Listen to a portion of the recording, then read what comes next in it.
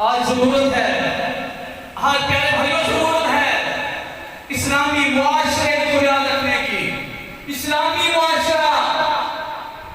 معاشرہ عدل والا، اسلامی معاشرہ پیار والا، اسلامی معاشرہ اخلاق والا، اسلامی معاشرہ دو بھائی لڑ رہے ہیں ان کی صلح کروا دینے والا،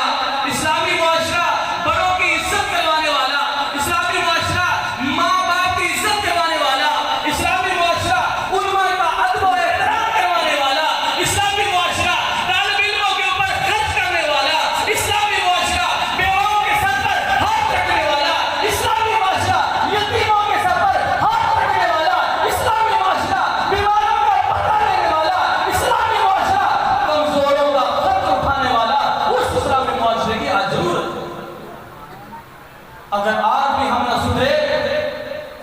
تو خدا کی قسم بہت برے حالات ہو رہے ہیں، بہت برے حالات ہو رہے ہیں۔ ہمیں محسوس نہیں ہو رہے، ہم چلے جائیں گے، ہم نے فوت ہو جانا ہے، قبریں کو قبرستان بھرا پڑا ہے، آج سے کوئی 50 60 70 سال 80 سال بعد ہم سب نے بھی وہاں پر چلے جانا ہے، کسی نے نہیں رہنا، لیکن جو پیچھے نسل چھوڑ کے جا رہے ہیں اس نسل کی بنیاد کس بیس پر رکھ رہے ہو؟ اس بیس پر اس نسل کی بنیاد رکھ رہے ہو؟ کل انہوں نے ان مسجدوں کی وارث بننا ہے، ان محلوں کی وارث بننا ہے، اس گاؤں کی وارث بننا ہے۔ اگر آج ان کے دل سے نفرت کا بیج اکھاڑ کر محبت کا بیج پیدا کر دو گے، خدا کی قسمیں کالی مسجدیں آباد ہوں گی، تم قبروں میں بڑے شاد ہو۔ لیکن اگر آج آپس کی لڑائیوں میں چھوٹی چھوٹی لڑائیوں پر لڑے رہے، چھوٹی چھوٹی لڑائیوں پر ایک دوسرے کی گریبان پکڑتے رہے، اگر آج چھوٹی چھوٹی لڑائیوں کی وجہ سے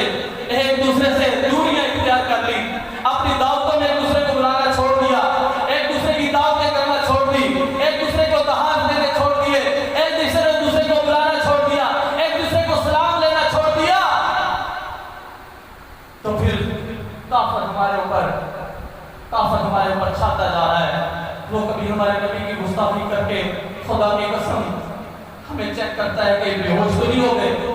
کبھی وہ قرآن پاک کی بے حرمتی کر کے وہ چیک کرتا ہے یہ بے ہوش تو نہیں ہو گئے،